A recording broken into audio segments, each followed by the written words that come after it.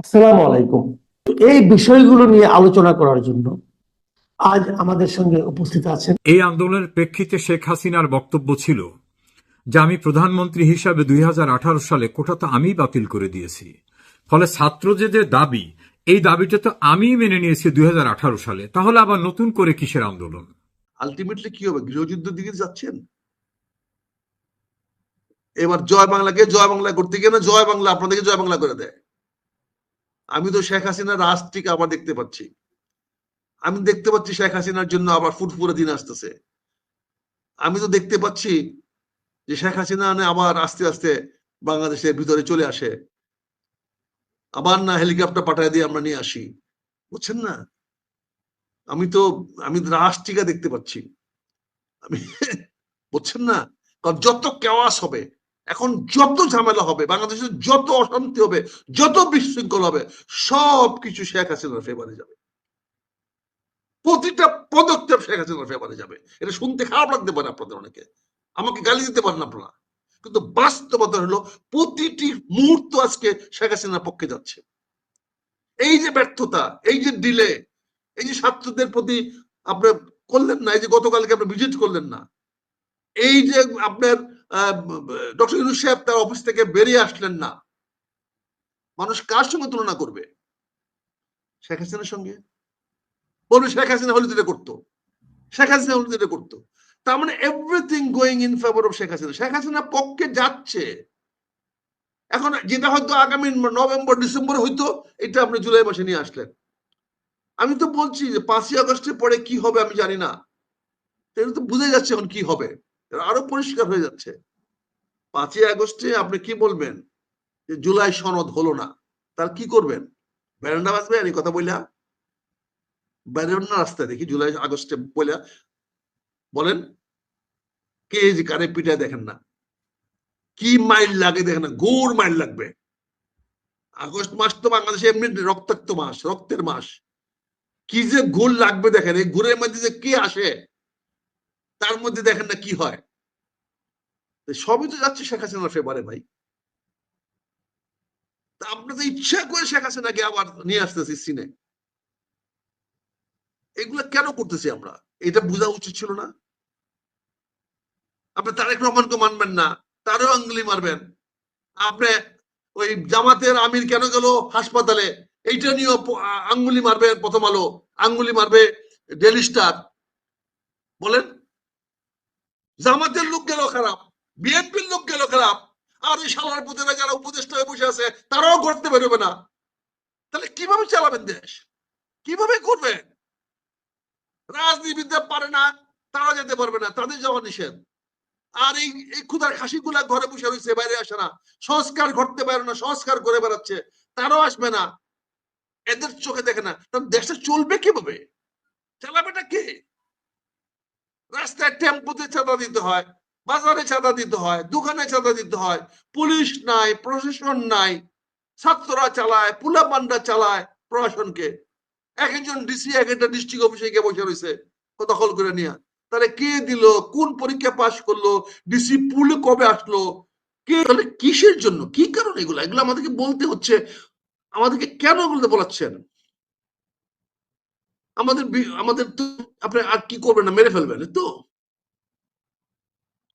ছাত্রদের উলাই দিতে পারবেন, মব জাস্টিসে ফেলাই দিতে পারবেন। কিন্তু আজকে যে আপনি বললেন সচিবালয়ের সামনে, ছেলেরা কেন যাবে সচিবালয়ে? এই ছেলে সচিবালয় না গিয়ে যদি, আপনার পদত্যাগ যদি সচিবালয় না গিয়ে যদি ফার্মের দিকে আসতো, তাহলে আপনি টিকে থাকতে পারতেন? এই ঘেরাওটা সচিবালয় না হয়ে যদি যমুনা ঘেরাও হয়, যদি প্রধান উপদেষ্টা দপ্তরে ঘেরাও হয়, তখন আপনি কোথায় যাবেন? আপনি কি নৈতিকতা থাকবে ক্ষমতা থাকার জন্য? আপনি বিষয়টাকে এত হালকা নিয়েছেন। শিশুদের মৃত্যু আপনি এত হালকা কেন নিলেন? কেন আপনার উপদেষ্টা আজকে গিয়ে ভিজিট করতে হবে? কেন আপনার যে সমস্ত ডাক্তাররা, অনেক ভালো ভালো ডাক্তার আছে, সামন্তলালের কথা হচ্ছে, সামন্তলাল বাদ দেন, দরকার নেই, ফেলাই দেন তারে। তার বিকল্প ডাক্তার কারা করতেছে, তাদেরকে সামনে নিয়ে আসেন না কেন? ওই ডাক্তাররা বলুক না যে আমি এই করতেছি, আমরা এই করতেছি, আমরা সেই করতেছি। কেন ডাক্তাররা কথা বলে না? অনেক বলতেছেন, অনেক আমাদের টক শোতে অনেকে বলতেছেন, অনেকের যে কন্টেন্ট মেকাররা বলতেছেন যে অনেক ভালো বড় ডাক্তার বাংলাদেশে তৈরি হয়েছে, তার চেয়ে ভালো চিকিৎসা দিতে পারে। তার প্রমাণটা কোথায়? তার প্রমাণটা দেখেন না। আপনি কয়টা রোগীকে হেলিকপ্টারে করে আপনি এই বার্ন ইউনিটে নিয়ে গেছেন? বলেন আপনাদের সিরিয়াসনেস, তাহলে বুঝি আমরা যে আপনি কত সিরিয়াস ছিলেন। আপনি একটা হেলিড্রপও দিতেন, দুইটা দিতেন, আমরা বুঝতে পারতাম যে আপনারা সিরিয়াস। আর আজকাল তো এমন না, রাত্রে হেলিকপ্টার চলে। আর একটার সময় ঘটনা ঘটেছে, একটার সময় ঘটনা ঘটেছে, 5টার মধ্যে ছেলেগুলা লাশ, আহত নিহতদেরকে ইভাকুয়েট করতে পারলেন না কেন? এখন দোষ দিচ্ছেন মানুষের, জনগণ কেন এখানে গেছে? মানুষের যাওয়ার দোষ হয়ে গেছে আপনাদের। মানুষ না গেলে তো আপনার ঘরে ঘুমাইতেন। এই মানুষ ব্লাড না দিলে আপনি কি করতেন? রাজনৈতিক দলগুলো ঝাঁপায় না পড়লে তো আপনি ঘুমাইতেন নাকে তেল দিয়া, একটা স্টেটমেন্ট দিয়ে বুঝে দিতেন। এই যে আপনি শুনলাম যে পিনাকি ভট্টাচার্যের ফোর্স করে শিক্ষা সচিবকে রিজাইন করাইছে, কারণ শিক্ষা সচিব নাকি ওই পরীক্ষা, আজকের পরীক্ষাটা বাতিল করতে রাজি হয় নাই। তাহলে বলেন, শিক্ষা সচিব সে রাজি হয় নাই, তার মানে বদলানো যাবে না? তাহলে কি অবস্থা বলেন? তাহলে ওর ওই এডুকেশন কন্ট্রোলার অফ এক্সামিনেশন কোথায়? তাকে ধরার না কেন? শিক্ষা উপদেষ্টা কোথায়?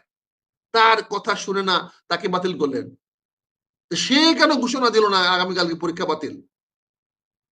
এই ঘোষণা দিলে তো আজকের এই কাওয়াজ কনভেনশনটা হইতো না। এখন যেহেতু পারলেন না, যেহেতু আপনার টুটি চেপে ধরছে পিনাকি বাবু, আর আপনি কি করবেন? পিনাকি বাবুর সামনে আর কিছু বলার নাই, আপনি এখন শিক্ষা সচিবকে দিলেন। তাকে তো আরো আগেই বাধ্য হচ্ছিল, তার সম্বন্ধে কথা হচ্ছিল না আগের থেকে। তাকে শিক্ষা সচিব কে বানিয়েছিল? সে তো দখল করছে, সে তো শিক্ষা সচিবটা দখল করেছে পর্দা গিয়ে। সে কেন দখল করে বসলো ওখানে? তাকে কে বদলি দিয়েছে? তাকে কে পোস্টিং দিয়েছে? এই প্রশ্নগুলো তো করেন না আপনারা। আজকে শিক্ষা উপদেষ্টা কি কারণে গেল, তাও আরেকজনের সঙ্গে দল বাঁধতে আসে, আসিফ নজরুল সাহেবের সঙ্গে। কেন? আপনার দুজনে কি দুজন সমকামী? দুজন একসঙ্গে যেতে হবে কি? গায়ে গায়ে ঘষলে আপনাদের মজা লাগে দুজনের? Why together? একজন আইনের দায়িত্বে আছেন, আরেকজন আছে শিক্ষার দায়িত্বে। দুজন একসঙ্গে গেলেন কেন আপনার ওখানে? তার সঙ্গে আবার নিয়ে গেছেন কি ওই জাওয়ার্ডারে তথ্য সচিব। কারে কি প্রোটেকশন দিবে? আজকে আপনার তিনটারে যে তামাদি করে ফেলায় নাই, আমি উত্তরবাসীকে ধন্যবাদ জানাই, শুক্রিয়া জানাই যে তিনটাকে যে আপনারা আজকে জয় বাংলা করে দেন নাই। পিনাকি বাবু যদি বলতো জয় বাংলা করে দেন, তা আজকেও তিনটে জয় বাংলা হয়ে যেত। তিনটে জয় বাংলা হইলে কি হইতো? কোন বাল তো আওয়ামী লীগে শিখতে পারে না এখন পর্যন্ত। আওয়ামী লীগ তো দাবড়ায় বেড়াচ্ছে। এখন অপেক্ষা করে দেখেন, এই পর্যন্ত একটা আওয়ামী লীগের মন্ত্রীকে, কয়েকটাকে অ্যারেস্ট করে তো কিছু করতে পারে না, কোনো বালই তো তাদের শিখতে পারে না এখন পর্যন্ত। কি করতেছেন আপনারা? আগামীতে কি করবেন? আজকে যদি উত্তরার লোকেরা আপনাদেরকে কাজটা করে দিত, দুইটারে তিনটারে বানায় দিত, জয় বাংলা করে দিত, কি করতেন? আমার তো মনে হয় যদি আমার বন্ধু, আমার গুরুদেব যদি ফ্রান্স থেকে এলান করে দিতেন যে তিনটারে জয় বাংলা করে দে, আমাকে বললেও আমাকে জয় বাংলা করে দিবেন, হয়তো করে দিত।